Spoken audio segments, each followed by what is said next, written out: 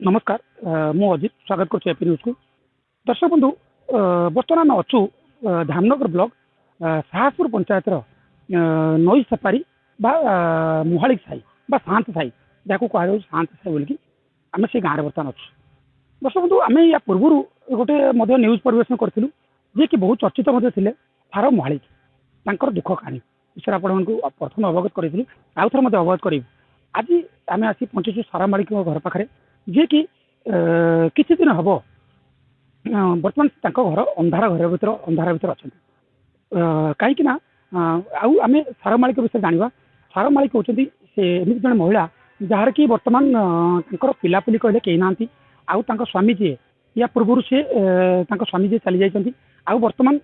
बयसर से अपराह पहुंचती बर्तमान समय इलेक्ट्रिक करंट कटिजा आउ ये बड़ हूँ दुखद घटना ये विषय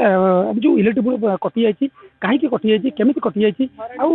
कौन सब समस्या अच्छी ये विषय आम सीधासल आगे ग्रामवासी अच्छा आम सहित कथा मुझे कैमेरा पर्सन अनुरोध करी सहित कथापी भाई आप परिचय करेंगे मो घर हूँ सासपुर मुई साईर लोक ता सहित जो निसहाय लोकटे आमर सारमुहाली बोली कहते तार इलेक्ट्रिक बिल करेन्ट काटी किंतु काटिदबा लोक नुहे से भाया लोक नुहे परिस्थिति पड़ी से बर्तमान जो समस्या पानी समुद्र रे साप बेंगर से किमित करेन्ट काटी दयाकोरी करेन्टा देले भारी भल हाँ से जो आगका बिल सब पकई से कौटू आण बर्तमान से जो भत्ताटी पाँच ता दूर न 200 टका दे जो 10,000 15,000 चांदा कर कौटू आणिक पार से तो निजे खाइबा पाऊनी से कौटू आणिक दब दयाकोरी प्रशासन को अनुरोध मुझे से तार से आगका बिल टाक छाड़ी दिंतु से एबेकार बिल जो 100 200 कि 150 कि 50 जहाँ उठो से तार देकी संपूर्ण कर आ जो आगका बिल कथा कहते से बर्तमान तो खाइबा मिलने पानी समुद्र भद्रक जिलार बर्तमान जो रकम समस्या से कि कौन चलुची कि कौन रोचे आपण मैंने कहीं बुझीपारे तार दुख टी बुझंतु से आम साईर लोक ये घर पाखिया लोक से किमित रोचे आम भल भाव जाचु पिला छुआ कई ना स्वामी ना कई ना से निसहाय लोकटे दयाकोरी प्रशासन को मुझे अनुरोध करुच्ची इलेक्ट्रिक बिल छाड़ करूँ से जहाँ कहते निसहाय महिला जन से जहाँ पिला छुआ कई ना स्वामी किसी दिन तले स्वामी चली जाती बर्तमान सी एकाकी आउ बयस अपराह से बर्तमान सरकार हाथ को सरकार हाथ टेका को अनै बस प्रशासन को अनुरोध करुँ बाबद तुरंत साहाय्य जोगेदापी आउ जड़े आम ग्रामवासी अच्छा सहित आम कथा जड़े आम माँ अच्छा सहित कथा माँ कौन आप ना सावित्री सावंत मुहाली केमिका लोक कौन विषय कह बहुत दुख भर अच्छा स्वामी ना छुआ पिला ना कि अनुरोध करुच्ची इलेक्ट्रिक बिल पूरा छाड़ू से खुशी रहा चाहते बहुत लोक भी साहय होती आपण मैंने साहय ना हे से लोक केमी बंची पार एका एका अंधार रोचे आम आखिर लुह चली आम आमर कर्तव्य है आमर कर्तव्य ना दयाकोरी इलेक्ट्रिक बिल छाड़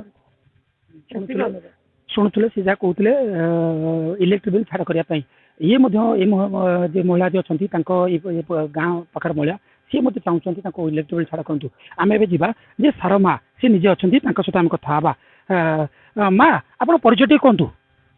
मो ना सार महाड़ी घर कौटी सासपुर शांत साई कौन कहे कमी कहीं करंट कटि जाइए करंट माने मु कंज्यूमर तो है नथनी आउ से देइथिले सरकार बीपीएल रो आउ नाइन देइथिले से नाइन चाची मु आउ देइ नै पारुनी मु भारी दुख मोर स्वामी नहीं मोर झील कहीं ना मुझे कहवाक मत आउ कौन मो माई कौन आउ सब दया ना मुझे अनुरोध कनी मुझे पारि नहीं बोली फिर भी गनी ये पंचायत ये पुआ मोर आसला बोलिकी मो दुख सब देश दुनिया को से प्रकाश कर मो दुख मु क्या जापारि तुम कौन बाप माँ ना मुझे गरीब मो बुढ़ीटे कौन मो बुढ़ी टे तुम ना काटिदे मोर गरीब दुख मो घर भंगा घर चाल चपर चारिड़े बड़ी मानी मुझे बाप बेंगर एकला रोच सरकार किए आसी जाऊँ साहय करुच्ची किए घर बुढ़ी मर जाऊँ किए साप काटे मर जाऊँ के चाउल सरकार दौर घर पिछा मुसिक चाउल 1000 टका पाऊँ मु कौन मुठे बोल जाए मोर सक्षम ना सरकार मो सब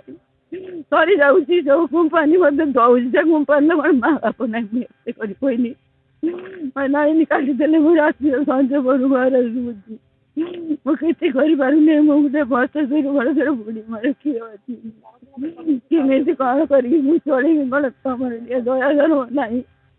ଆଉ ମୁଁ ବି ଗଲି ସବୁ ଏଇ ପୁଅ ଆସିକି କହିଲା ମୋ ଦୁଃଖ ପ୍ରକାଶ କଲା ଭଗବାନ ତାକୁ ଦଉତା ପିଲା ଛୁଆ ପ୍ରଶାସନକୁ କ'ଣ କହିବେ? ମୁଁ କହୁଛି ତ ଏଇ ପ୍ରଶାସନ ଯୁଗରୁ ମୁଁ ଅଛି ତମକୁ ଆଗରୁ ବି ଜଣେଇଥିଲା ମୋ ଦୁଃଖ ମୁଁ କହିନି ଘର ଭିତରେ କିଏ ଶୁଣିବ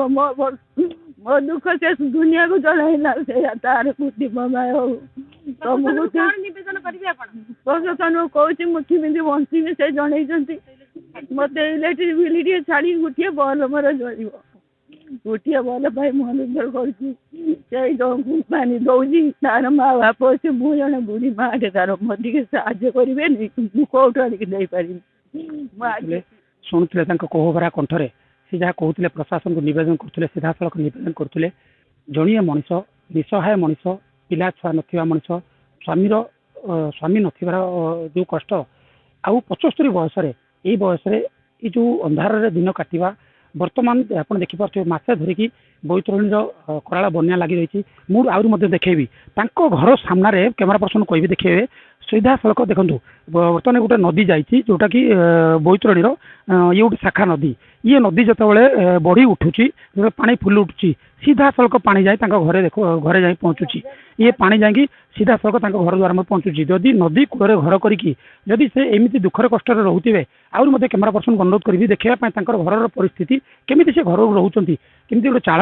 ଚାଳ ଘରରେ କେମିତି ପରିସ୍ଥିତିରେ ସେ ରହୁଥିବେ ଏଇଭଳି ନଈ କୂଳରେ ସାପ ବେଙ୍ଗ ବିଭିନ୍ନ ପ୍ରକାର ଜୀବଜନ୍ତୁ ଘର ଭିତରୁ ଉଠି ଆସୁଥିବେ ଆଉ ଇଏ ପରିସ୍ଥିତିରେ ସେ ଯାଇକି ଏଇଭଳିଆ ଘରେ ରହିବା କେତେ ଯେ କଷ୍ଟକର ଆଉ ଆମ ତରଫରୁ ମଧ୍ୟ ପ୍ରଶାସନକୁ ଅନୁରୋଧ କରିବୁ ଯଥାଶୀଘ୍ର ତାଙ୍କୁ ଇଲେକ୍ଟ୍ରିକ୍ କନେକ୍ସନ୍ ଦିଆଯାଉ ଏବଂ ତାଙ୍କୁ ଇଏ ଇଲେକ୍ଟ୍ରିକ୍ ବିଲ୍ ବି ଛାଡ଼ କରାଯାଉ ଭଦ୍ରକରୁ ଅଜିତ ରାୟଙ୍କ ରିପୋର୍ଟ AP ନ୍ୟୁଜ୍।